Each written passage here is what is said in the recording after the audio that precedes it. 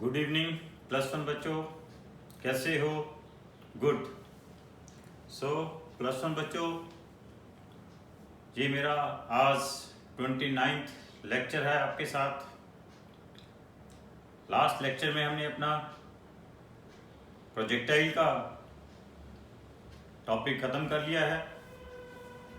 +1 बच्चों, आपको पूरे 10 दिन हो गए हैं मॉड्यूल मिले हुए, तो मुझे उम्मीद है आपने मॉड्यूल की एक्सरसाइज करनी शुरू कर दी होगी, जिसमें आपके पास थ्योरी भी दी हुई है, न्यूमेरिकल्स प्रॉब्लम लगी हुई हैं, उसमें मल्टीपल चॉइस क्वेश्चन की असाइनमेंट लगी हुई हैं, लेवल 1 और लेवल 2 के मल्टीपल चॉइस क्वेश्चंस लगे हुए हैं, नीट के क्वेश्चंस लगे हुए हैं। तो आपने इनमें से मैथमेटिकल टूल के जिसमें डिफरेंशिएशन और इंटीग्रेशन है उसकी प्रैक्टिस करनी है, वेक्टर्स की करनी है, मोशन इन वन डायमेंशन की करनी है। मोशन इन वन डायमेंशन में मोशन अंडर ग्रेविटी और रिलेटिव स्पीड भी करना है, और फिर जो भी मैंने अभी ख़त्म किया है प्रोजेक्टाइल भी आपने ख़त्म करना है। तो आप इसको ख़त्म कर लीजिए और धीरे धीरे हम एक एक करके इन सभी की प्रॉब्लम्स को डिस्कस करना शुरू कर देंगे।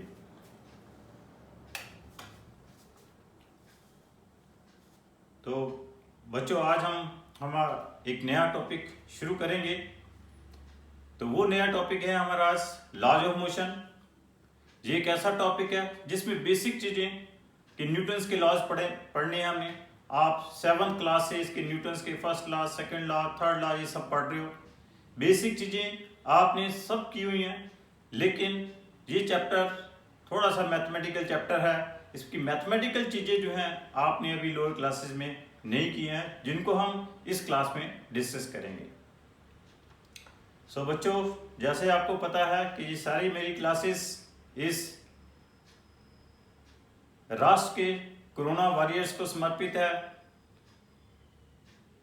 इस राष्ट्र को समर्पित है और पीएम केयर फंड को समर्पित है। बच्चों, जैसे कल हमारे चाइना बॉर्डर के ऊपर 20 जवान और एक कमांडिंग ऑफिसर शहीद हुए हैं, इससे हमारे मन को काफ़ी ठेस पहुंचा है। और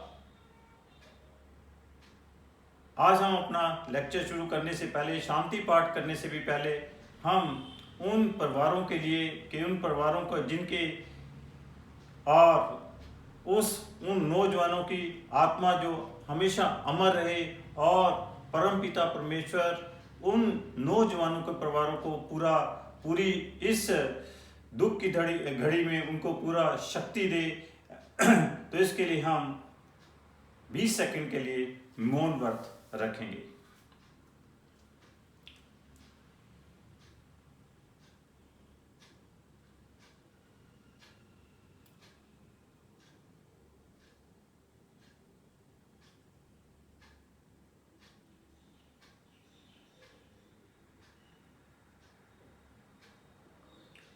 ओम शांति शांति शांति।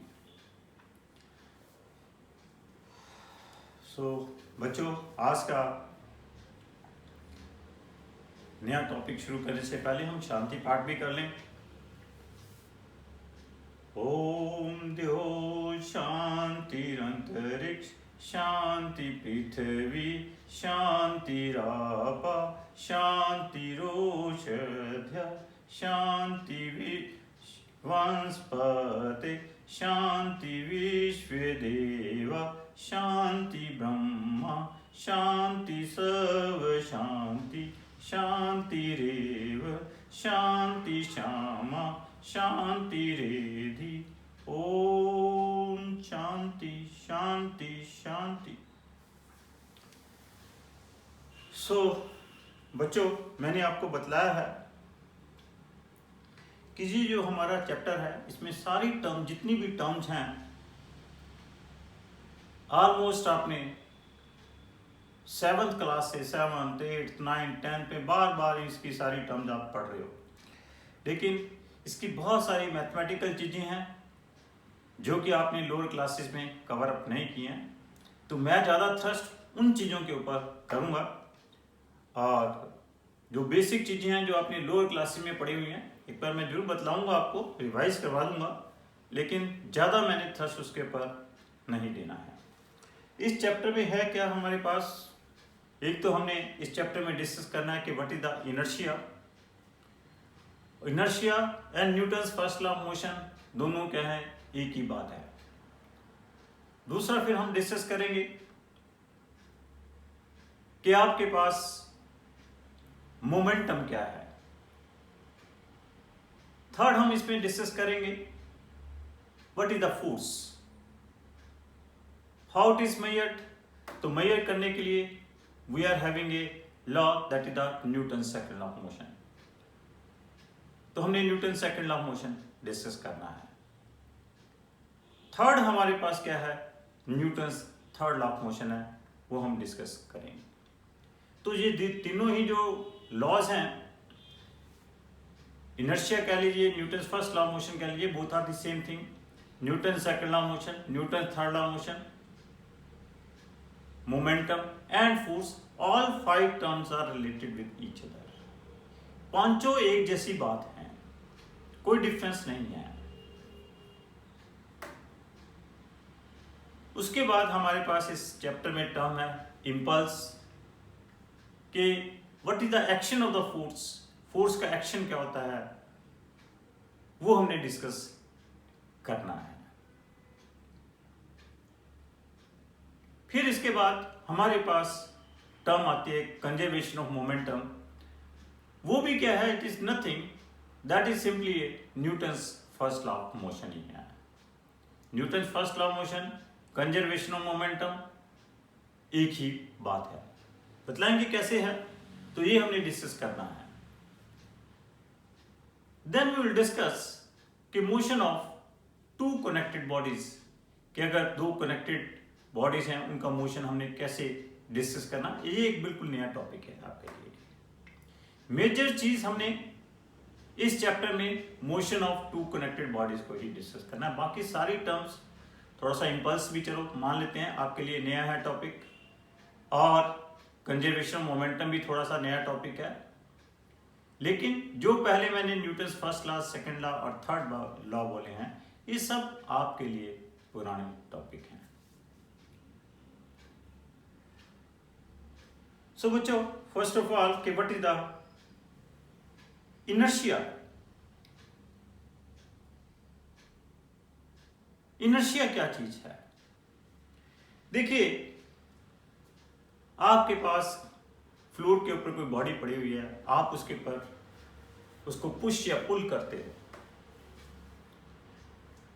इस पुश और पुल को कहते क्या है यहाँ पे फिजिक्स में? दिस पुश और पुल दैट इज कॉल्ड है फोर्स।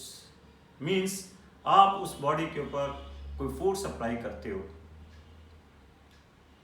समटाइम्स वो बॉडी मूव कर पाती है, कई दफा नहीं कर पाती। मींस उस बॉडी के पास एक अपनी प्रॉपर्टी है, उस प्रॉपर्टी के कारण it resist, it tries to change its state. Means अगर आप कोई एक्सटर्नल फोर्स अप्लाई करते हो, उस एक्सटर्नल फोर्स के साथ अगर आप उस बॉडी की स्टेट को चेंज करना चाहते हो, मींस आप उसकी स्टेट को रेस्ट से मोशन में लाना चाहते हो, या मोशन से रेस्ट में लाना चाहते हो, या आपके पास यूनिफॉर्म मोशन से एक्सेलेरेशन में लाना चाहते हो, या आप वो मोशन में उसकी डायरेक्शन चेंज करना चाहते हो, ऐसा करना चाहते हो, तो ऐसा करने के लिए उस बॉडी के पास एक अपनी प्रॉपर्टी है जिससे वो रजिस्ट करती है। ऐसा करने से उस प्रॉपर्टी को ही हम क्या कहते हैं? That is called its inertia. Means कि बॉडी के पास एक ऐसी प्रॉपर्टी है जिसके कारण it can not change state from rest to motion और मोशन टू रेस्ट, और फ्रॉम, और if it is in motion can not change its direction itself. उसके लिए क्या करना पड़ेगा? आपको कोई ना कोई एक्सटर्नल फोर्स अप्लाई करनी पड़ेगी। तो यही प्रॉपर्टी को हमने क्या कॉल किया है, इनर्शिया कॉल किया है। और वो है क्या, व्हाट इज दैट इनर्शिया, वही मास है बॉडी का, उस बॉडी का क्या है, मास है। क्या होता है, ये आपके पास एक लाइटर बॉडी है, एक हैवी बॉडी है, आप लाइट दोनों बॉडी रेस्ट के ऊपर पड़े, लाइटर बॉडी को थोड़ा सा पुशर पुल करोगे वो मूव करेगी, हैवियर बॉडी क्या होगी, उसके ऊपर ज्यादा आपको, सिंपल सी बात है, ज्यादा थोड़ी सी फोर्स अप्लाई करनी पड़ेगी उसको रेस्टिव मोशन में लाने के लिए। तो मीन्स वो कम फोर्स या ज्यादा फोर्स किस कारण हमें अप्लाई करनी पड़ रही है, कम फोर्स या ज्यादा फोर्स उसके मास के कारण अप्लाई करनी पड़ रही है। तो मीन्स ये मास ही है जिसके कारण बॉडी ज्यादा एक्सेलेरेट हो रही है या कम एक्सेलेरेट हो रही है with the application of the same force. अगर एक आपके पास बॉडी, दो बॉडीज हैं, आपके ऊपर उन दोनों बॉडीज के ऊपर सेम फोर्स अप्लाई कर रहे हो, तो ये नहीं है कि दोनों बॉडी सेम एक्सेलेरेट करनी शुरू कर देगी। उस केस में क्या है कि बॉडी जो है लाइटर होगी वो ज्यादा एक्सेलेरेट करेगी, जो बॉडी हैवी होगी वो कम एक्सेलेरेट करेगी। तो मीन्स यही एक प्रॉपर्टी है जिसके कारण हम फोर्स को मेजर कर पाएंगे, और इसी कारण इसी चैप्टर को हमने क्या कॉल किया है, डायनामिक्स कॉल किया। मैंने आपको क्या कहा था कि मैकेनिक्स को हमने 3 पार्ट्स में डिवाइड किया, स्टैटिक्स, काइनेमेटिक्स, डायनामिक्स। काइनेमेटिक्स हमने पढ़ लिया, डायनामिक्स हम अब इस चैप्टर में पढ़ेंगे। डायनामिक्स मीन्स जिसमें हम कॉज ऑफ मोशन की बॉडी क्यों एक्सेलेरेट हो रही है वो हमने डिस्कस करना है, that is discussed in this chapter dynamics. Kinematics में हमने क्या किया था, हमने मोशन को डिस्कस किया था कि बॉडी की स्पीड क्या है, एक्सेलेरेशन क्या है, ये सब चीजें हमने डिस्कस की थी, लेकिन उसका कॉज नहीं पढ़ा हमने। स्टैटिक्स में भी हमने कहा कि बॉडी एट रेस्ट के ऊपर है, नंबर ऑफ फोर्सेज एक्ट कर रही हैं, रिजल्टेंट फोर्स उनके ऊपर 0 है, तो आपके पास उसे हमने क्या कह दिया, that is in body equilibrium में है, that study is called statics. उसको भी हम कि बॉडी के ऊपर जब नंबर ऑफ फोर्सेज एक्ट कर रही हैं, it is at rest, it is in equilibrium, उसको भी हम इसी चैप्टर में ही डिस्कस करेंगे।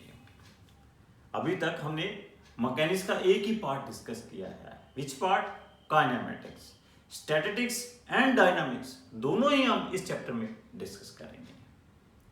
तो क्या कहा था मैंने डायनामिक्स में कि आपके पास what is the cause of the motion, that will be discussed in dynamics. तो कॉज ऑफ मोशन क्या है, दैट इज ए फोर्स, और वो फोर्स जो है हम इसी चैप्टर में डिस्कस करेंगे। और वो फोर्स है क्या, फोर्स इज नथिंग कि आपके पास जिसके कारण आपके पास बॉडी की स्टेट चेंज हो रही है। स्टेट मीन्स अगर बॉडी रेस्ट में है तो हो सकता है मोशन में आ जाए, और हो सकता है मोशन में है तो रेस्ट में आ जाए। हो सकता है आपके पास मोशन में है लेकिन जिस डायरेक्शन में जा रही है उसकी डायरेक्शन चेंज हो जाए, जिसके कारण ये सब कुछ हो रहा है, that is called a force. बहुत तरह की फोर्सेज हैं। आप अभी तक हम सकते हैं कि किसी बॉडी के ऊपर हम वैसे डेली लाइफ में तो कहते हैं कि जब हम किसी बॉडी को ऊपर फिजिकली हम टच करके जो अप्लाई करते हैं, दैट इज कॉल्ड फोर्स। लेकिन हम और भी तरह की फोर्स हैं। वैसे आप डेली लाइफ में आप किसी को मेंटली भी फोर्स कर सकते हो, करते हो ना, यार ये काम कर, तुम ये काम कर, कहते हैं ना, फोर्स कर रहे हो आप उसके ऊपर दबाव डाल रहे हो कि you have to do this work, that is also a force. लेकिन और भी तरह की फोर्सेज हैं। आपके पास 2 चार्ज पार्टिकल हैं, एक चार्ज पार्टिकल दूसरे चार्ज पार्टिकल के ऊपर फोर्स एक्ट कर रहा है, जिसे हमने क्या, कौन सी फोर्स कॉल की है, इलेक्ट्रोस्टैटिक फोर्स कॉल की है। अर्थ क्या कर रही है, अर्थ जितने भी मासेस हैं उनको अपनी तरफ अटैक कर रही है। मींस कोई भी आपके पास मास है, उन मासेस के बीच में भी क्या एक फोर्स एग्जिस्ट करे, ये नहीं कि वो एक दूसरे को फिजिकली टच कर रहे हैं तभी वो एक दूसरे के ऊपर फोर्स एग्जर्ट कर रहे हैं, अदरवाइज भी वो एक दूसरे के ऊपर फोर्स एग्जर्ट कर रहे हैं। वो कौन सी फोर्स है? That is a gravitational force. हमारे पास एटम है, एटम के अंदर न्यूक्लियस है, न्यूक्लियस के अंदर आपके पास न्यूक्लियॉन्स हैं। What are these nucleons? Protons, neutrons जो न्यूक्लियस के अंदर लाई कर रहे हैं उनको हमने क्या कॉल किया है? न्यूक्लियॉन्स कॉल किया है। उन न्यूक्लियस के अंदर भी फोर्सेज एग्जिस्ट कर रही हैं, उनको हमने क्या कॉल किया? What is that force is called? That is called nuclear force. आपके पास दो वायर्स हैं, दो वायर्स में करंट फ्लो कर रहा है और उनके कारण क्या हो रहा है? मैग्नेटिक फील्ड प्रोड्यूस हो रही है। तो उसके कारण भी क्या है? उन वायर्स के बीच में फोर्स एग्जिस्ट कर रही है, that is called magnetic force. दो आपके पास मैग्नेट है, मैग्नेट्स के बीच में इटसेल्फ मैग्नेट्स हैं, मैग्नेट्स के बीच में फोर्स एग्जिस्ट करती है, that is called magnetic force. तो आपके पास इलेक्ट्रोमैग्नेटिक फोर्स भी है, जिसमें क्या होता है? दोनों फोर्स एग्जिस्ट कर रही है, इलेक्ट्रिक फोर्स भी होती है, मैग्नेटिक फोर्स भी होती है, जिसे हम इलेक्ट्रोमैग्नेटिक फोर्स कहते हैं। अगर कोई चार्ज पार्टिकल इलेक्ट्रिक फील्ड और मैग्नेटिक फील्ड दोनों में मूव कर रहा है तो उस चार्ज पार्टिकल के ऊपर इलेक्ट्रिक फोर्स भी एक्ट करती है, मैग्नेटिक फोर्स भी एक्ट कर रही है। तो उस फोर्स को हम इलेक्ट्रोमैग्नेटिक फोर्स कह देते हैं। तो ये नहीं है कि सिर्फ आपके पास मैकेनिकल फोर्स है, मैकेनिकल फोर्स के साथ आपके पास और भी बहुत सारी फोर्सेस हैं। कौन कौन सी मैंने फोर्सेस बता दी आपके साथ? इलेक्ट्रोस्टैटिक फोर्स बता दी, ग्रेविटेशनल फोर्स बतला दी मैंने, मैग्नेटिक फोर्स बतला दी मैंने, न्यूक्लियर फोर्स बतला दी मैंने। So these are the forces. और इन फोर्सेस के इफेक्ट क्या हैं? It depends upon the system. क्या इफेक्ट है, क्या करना है? अब जैसे क्या है, आपके पास all the planets are revolving around the earth, planets जो है अर्थ के अराउंड रिवॉल्व कर रहे हैं, तो अर्थ प्लैनेट्स के ऊपर फोर्स एग्जस्ट कर रही है। कौन सी फोर्स एग्जस्ट कर रही है? ग्रेविटेशनल फोर्स एग्जस्ट कर रही है। उस फोर्स का वहां पे पर्पस क्या है? वो फोर्स अब अर्थ उन प्लैनेट्स के ऊपर, या अर्थ क्या कर रही है? सैटेलाइट के ऊपर, सपोज करो satellites are revolving around the earth, earth क्या कर रही है? सैटेलाइट के ऊपर फोर्स एग्जर्ट कर रही है। तो अर्थ सैटेलाइट के ऊपर फोर्स एग्जर्ट करके क्या कर रही है? वो क्या कर रही है कि क्या नाम, अब सैटेलाइट क्या है, आगे की तरफ ट्रांसलेशनल मोशन नहीं प्रोड्यूस हो रहा या इधर उधर नहीं जा रहा, उस ग्रेविटेशनल फोर्स से जो अर्थ सैटेलाइट के ऊपर आपके पास ग्रेविटेशनल फोर्स एग्जर्ट कर रही है, उस ग्रेविटेशनल फोर्स के कारण सैटेलाइट अर्थ के अराउंड क्या कर रहा है? रिवॉल्व कर रहा है। इलेक्ट्रॉन है, इट इज रिवॉल्व, एटम में इलेक्ट्रॉन न्यूक्लियस के अराउंड रिवॉल्व कर रहा है। वो किसके कारण रिवॉल्व कर रहा है? न्यूक्लियस के अंदर प्रोटॉन्स हैं, वो प्रोटॉन्स इलेक्ट्रॉन्स के ऊपर इलेक्ट्रोस्टैटिक फोर्स एग्जर्ट कर रहा है, तो उस इलेक्ट्रोस्टैटिक फोर्स के कारण वो रिवॉल्व कर रहा है। तो मींस हर जगह हर फोर्स का अपना अपना फंक्शन है। कई दफा ये फोर्स आपके पास ट्रांसलेशनल मोशन प्रोड्यूस कर देती है, यही फोर्स रोटेशनल मोशन भी प्रोड्यूस कर सकती है, सर्कुलर मोशन प्रोड्यूस कर सकती है, और समटाइम्स ना कोई मोशन प्रोड्यूस करने के बाद अगर सपोज करो कोई बॉडी है, आप उसके ऊपर फोर्स अप्लाई कर रहे हो, ना तो अपनी मोशन में आ रही है, ना कोई डायरेक्शन चेंज हो रही है, उसकी शेप ही चेंज हो रही है, बॉडी डीफॉर्म हो रही है। तो मींस दीज डिफरेंट इफेक्ट्स हैं फोर्स के। So here in this chapter but we will discuss only the, हमने कोई इलेक्ट्रोस्टैटिक फोर्स या आपके पास gravitational force, nuclear force, magnetic force, ये सब फोर्सेस डिस्कस नहीं करेंगे। इस चैप्टर में हम सिर्फ क्या और क्या डिस्कस करेंगे? मैकेनिकल फोर्स को डिस्कस करेंगे। और वो मैकेनिकल फोर्स किसी बॉडी में, उसी मैकेनिकल फोर्स से हमें पता चला कि आपके पास इस मैकेनिकल फोर्स से ही हमें मास का पता चला, उस मास से हमें किस प्रॉपर्टी का पता चला, इनर्शिया का पता चला, उस इनर्शिया से ही हमें क्या पता चला, Newton's first law of motion पता चला। न्यूटन्स फर्स्ट लॉ से ही हमें न्यूटन्स सेकंड लॉ पता चला, न्यूटन्स सेकंड लॉ से ही हमें Newton's third law of motion पता चला। All are connected with each other. Simple, एक आपके पास रिलेशन के साथ ये तीनों ही Newton's first law, second law, third law, सब कुछ सारा चैप्टर में आपके पास एक ही रिजल्ट है। उस रिजल्ट से क्या है, आप सब कुछ सॉल्व कर सकते हो। व्हाट इज दैट रिजल्ट कि F vector is equal to क्या है, डीडीटी ऑफ पी वेक्टर है। यही एक रिजल्ट है और दैट इज इक्वल टू क्या है, एम इंटू ए वेक्टर है। यहीं से हम सब कुछ एक्सप्लेन हो जाएगा, एवरीथिंग। इनर्शिया यहाँ से एक्सप्लेन हो जाएगा, Newton's first law of motion यहाँ से एक्सप्लेन हो जाएगा, Newton second law of motion यहाँ से एक्सप्लेन हो जाएगा, कंजर्वेशन ऑफ मोमेंटम यहाँ से एक्सप्लेन हो जाएगा, इंपल्स यहाँ से एक्सप्लेन हो जाएगी। सब कुछ इसी इक्वेशन से। एक यही आपने इक्वेशन याद रखनी है, इससे आप सब कुछ कैलकुलेट कर सकते हो। मैकेनिक्स की कोई भी प्रॉब्लम है that can be solve with the help of only single equation. इस सिंगल इक्वेशन से F vector is equal to d d t of P vector से आप मैकेनिक्स की कोई भी प्रॉब्लम को सॉल्व कर सकते हो। This is a major equation. सिर्फ आपने इस बात को याद रखना है, एफ वेक्टर। कहीं पे भी आप फंसते हो मैकेनिक्स में, आप ध्यान दो, F vector is equal to d d t of P vector. मैं करूंगा ऐसे डिस्कस, सब कुछ जितना भी मैं कुछ करूंगा इस चैप्टर में, सब कुछ इसी इक्वेशन से मैं डिराइव कर दूंगा। और ये है कुछ नहीं, ये this is the Newton second law of motion है। इसी को ही हमने क्या कॉल किया है, Newton second law of motion call किया है। तभी हम कहते भी हैं कि Newton second law of motion को, this is also Newton second law of motion is called real law of motion. Newton second law of motion is called real law of motion.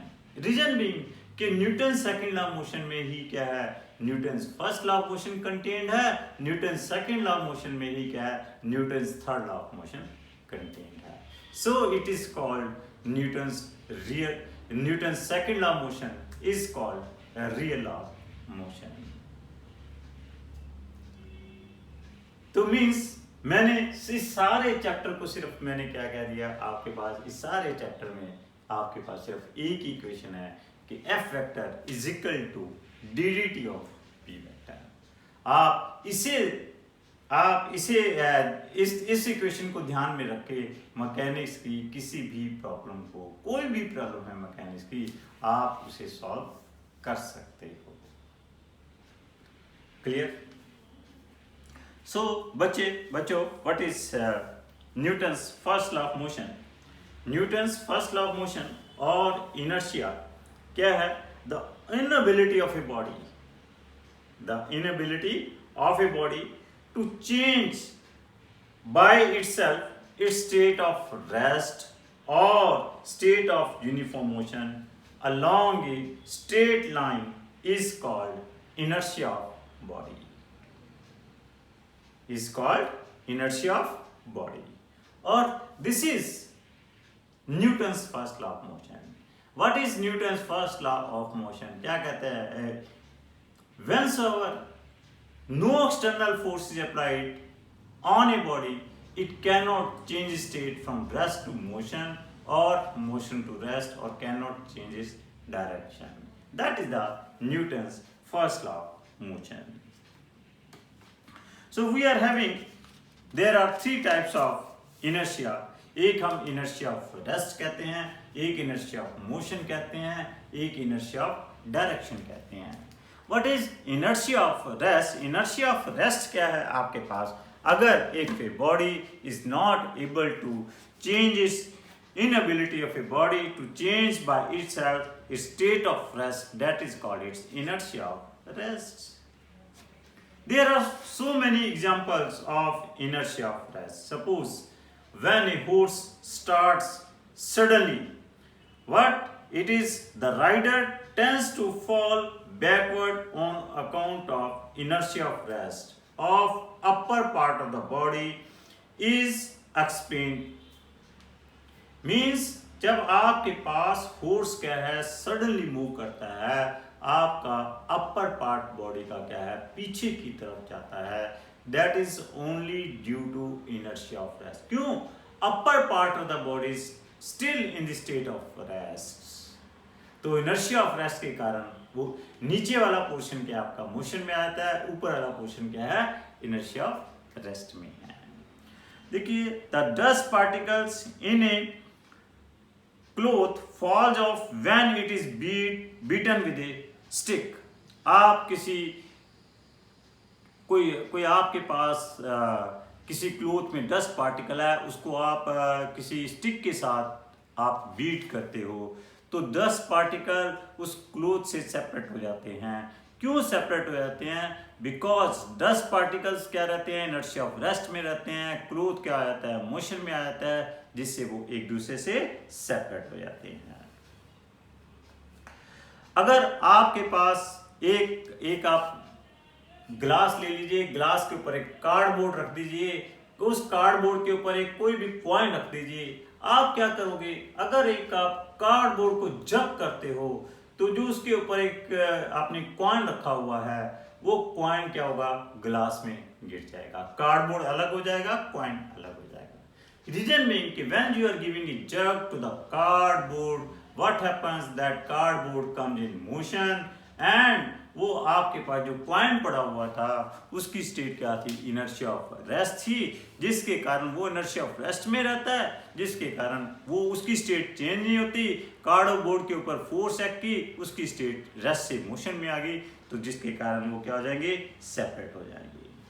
आपके पास मैंगोज का tree है और mango एक tree के ऊपर mangoes की branches हैं. आप जैसे ही ब्रांचेस को जग करते हो मैंगोज नीचे गिर जाते हैं. That is also an example of inertia of rest. Because जो आपके पास आपने मोशन किसको दिया, ब्रांचेस को दिया, mangoes are still in inertia of rest, तो जिसके कारण वो ब्रांचेस से क्या हो जाएंगे सेपरेट हो जाएंगे. So these are the some examples of inertia of rest.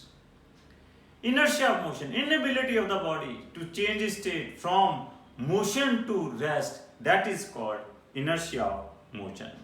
Inability of the body to change by itself a state of uniform motion, that is called inertia of motion. So there are so many examples of inertia of motion. अगर कोई क्या है आपके पास बस जा रही है, बस में बंदा खड़ा हुआ, एक पैसेंजर क्या है बस में खड़ा हुआ है, जैसे ही बस ड्राइवर बस की ब्रेक्स को अप्लाई करता है तो पैसेंजर आगे की तरफ जाके गिरता है. रीजन बीइंग इसका क्या है कि उसका अपर पार्ट क्या होता है, when it is moving upper part is in motion, और जब ब्रेक्स अप्लाई करते हैं तो लोअर पार्ट क्या होता है रेस्ट में आता है, upper part still it in motion, तो जिसके कारण क्या है it is falling in the up forward direction. So there are so many examples of the inertia of motion. Similarly, inability of a body to change by itself its direction of motion, or a body continues moving along the same straight line unless compelled by some external force to change its direction, so that is called its inertia of direction. So there are so many examples of inertia of direction.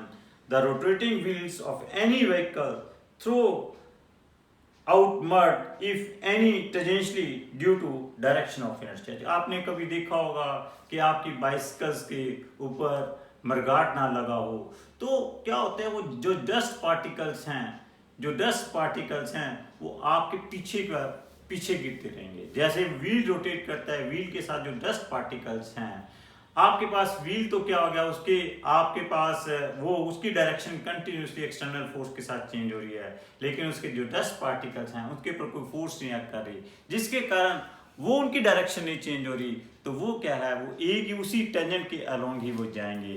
तो that is the example of inertia of direction. So in this way there are so many examples of inertia of direction. तो means inertia को हमने 3 parts में divide कर दिया, inertia of rest, inertia of motion, and third is inertia of direction, means inability of the body to change state from rest to motion, or from motion to rest, or from uniform motion to rest, or to change its direction. That is called inertia. Clear?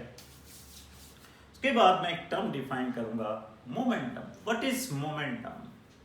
देखिए आपने छोटी classes में पढ़ा हुआ है कि momentum क्या है, that is mass into velocity होता है, मास इनटू स्पीड। मोमेंटम क्या होता है, m इनटू v होता है। मतलब कि एक बॉडी है, उसका कोई उसके पास इनर्शिया है, मास है, और किसी बॉडी के पास कितना मास है, उस मास के कॉरेस्पॉन्डली कितनी स्पीड के साथ मूव कर रही है, तो इन दोनों का प्रोडक्ट क्या कहलाता है, that is called momentum. Means momentum क्या मेजर करता है, it measures the quantity of the motion contained in a body, कि किसी बॉडी में कितना मोशन कंटेन्ड है, that is given by the term momentum. Quantity of motion contained in A body is called momentum. How it is measured quantitatively? It is measured as the product of the mass of the body and speed with which it is moving. It is denoted by P, and this P is equal to क्या होता है, M into V, और this here P vector is equal to क्या आ जाता है, M into V vector. This is the momentum. It is a vector quantity. This is a vector quantity. इसके units जो होते हैं न्यूटन सेकेंड और kilogram metre पर सेकेंड। एसआई सिस्टम में और सीजीएस सिस्टम में क्या ले लेते हैं, डाइन सेकेंड और ग्राम सेंटीमीटर पर सेकेंड। तो momentum is a give the quantity of the motion contained in the body. It is measured as the product of the mass of the body and speed with which it is moving. देखिए इसको, ये तीनों चीजें P, M और P, all these three are related with each other. Suppose we are having a two bodies A and B. ये दो bodies हैं आपके पास, A और B हैं। A का मास कितना है, M1 है, B का मास कितना है, M2 है। Body A is moving with a speed V1, body B is moving with a speed V2. Momentum of body A क्या होगा, that is equal to M1 V1. Momentum of body B क्या होगा, that is equal to M2 V2. This is the momentum of body B. So here PA upon PB क्या आ जाएगा, this is equal to M1 V1 divided by क्या आ जाएगा, M2 V2. PA upon PB, this is equal to M1 upon M2. Suppose both the bodies are, इन दोनों bodies की, body A और body B के आपके पास, फर्स्ट में case discuss करता हूं कि आपके पास A और B के मासेस क्या हैं, सेम है। बॉडी A और बॉडी B के मासेस क्या हैं, सेम है। उस केस में PA अपॉन PB क्या होगा, दैट इज इक्वल टू क्या आ जाएगा, V1 बाय V2।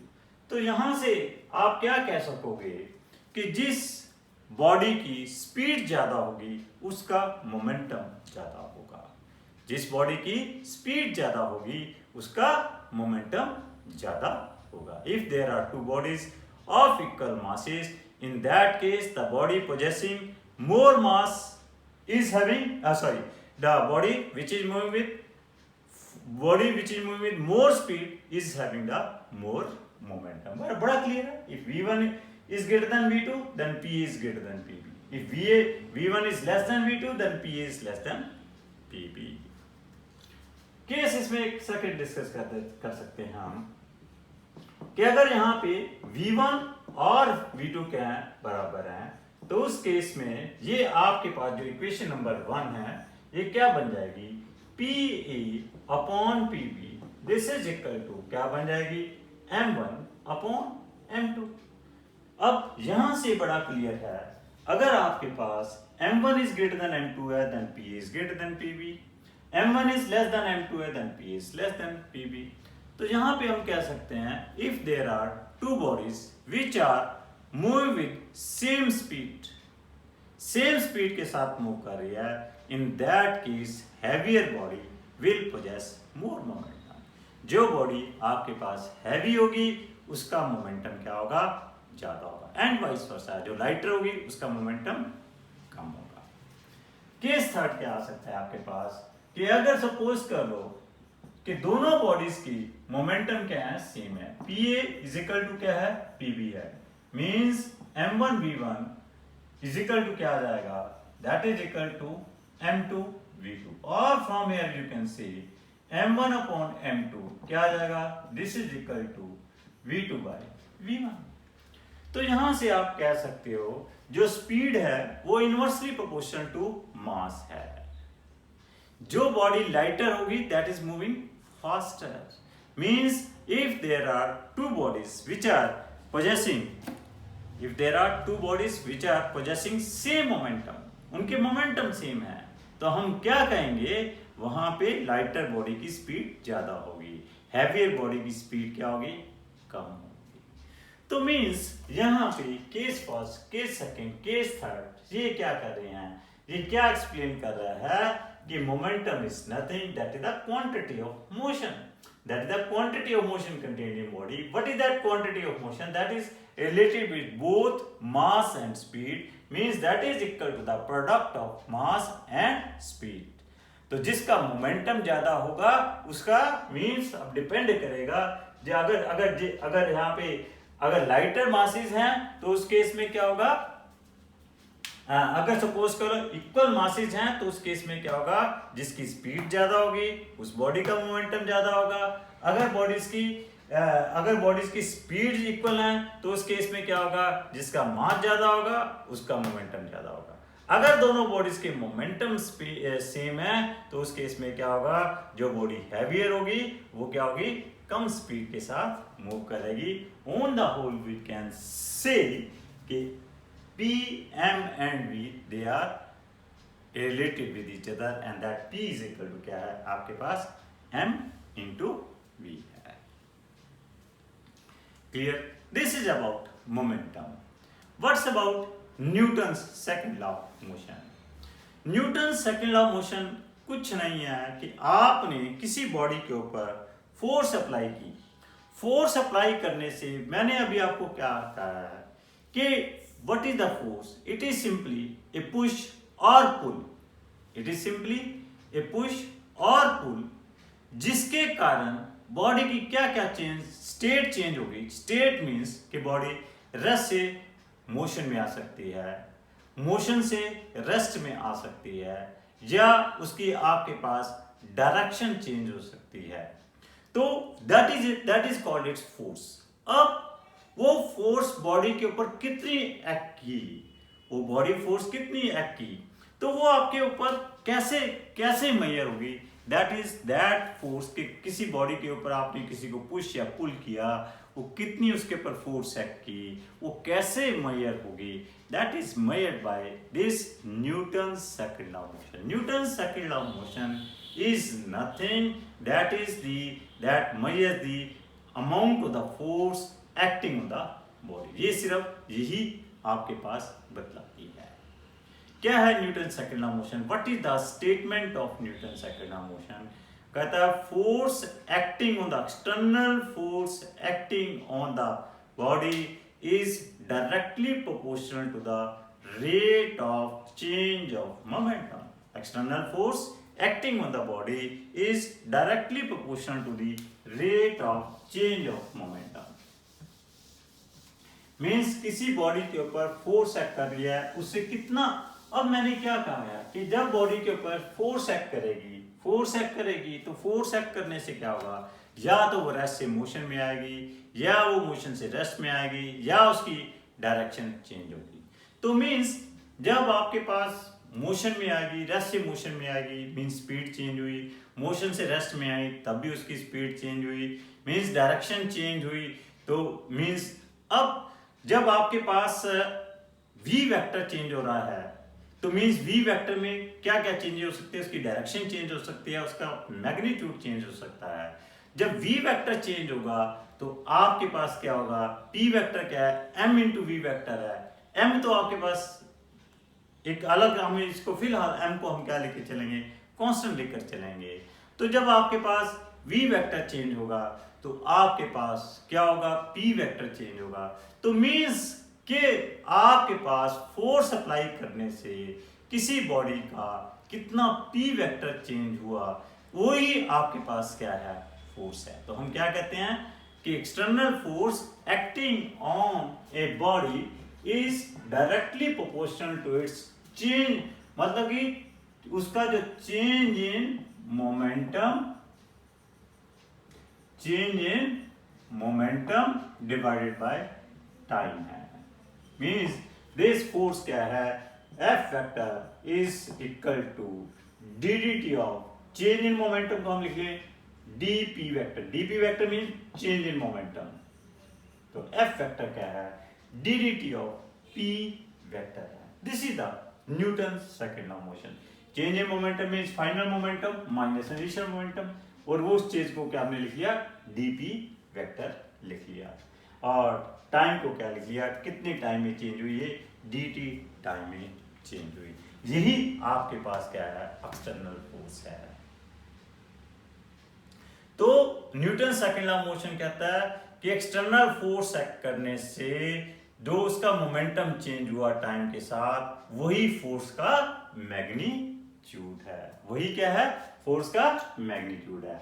और दिस इज इक्वल टू क्या है, आपके पास D of M V vector है, और दिस इज इक्वल टू हम क्या कह सकते हैं, v vector into D M by D T plus m into क्या कह सकते हैं, डी ऑफ v वेक्टर। अब मैं आपको अभी फिलहाल स्टेज के लिए मैं आपके पास क्या लेकर चलता हूं, जहां पे भी फोर्स एक्ट कर रही है वहां पे इसका मास क्या रह रहा है, कांस्टेंट रह रहा है। और इसका अगर मास कांस्टेंट रह रहा है तो इट मीन दैट इसका dm बाई dt क्या होगा, 0 होगा। तो आपके पास फोर्स क्या आ जाएगी, this is m into D of v vector. तो डी ऑफ v वेक्टर क्या है, this is equal to m e vector है। What is D of v vector, this is equal to m e vector. तो आपके पास कोई external force act करने से कि वो बॉडी कितनी एक्सेलेरेट होगी with the application of a force F, how much it is accelerated और retarded, that is given by Newton second law of motion. ये हमारे पास Newton second law of motion देता है। क्लियर? सो बच्चों, ये सिंपल सा चैप्टर है, इसकी जो बेसिक चीजें मैंने आपको कहा कि बहुत सिंपल है, आपने सब पढ़ी हुई हैं, तो इसको थोड़ा सा रिवाइज करके आना। So thank you very much बच्चों। हारेगा कोरोना, जीतेगा इंडिया। बच्चों स्वस्थ रहिए, सुरक्षित रहिए, जागरूक रहिए, जागृत रहिए। धन्यवाद।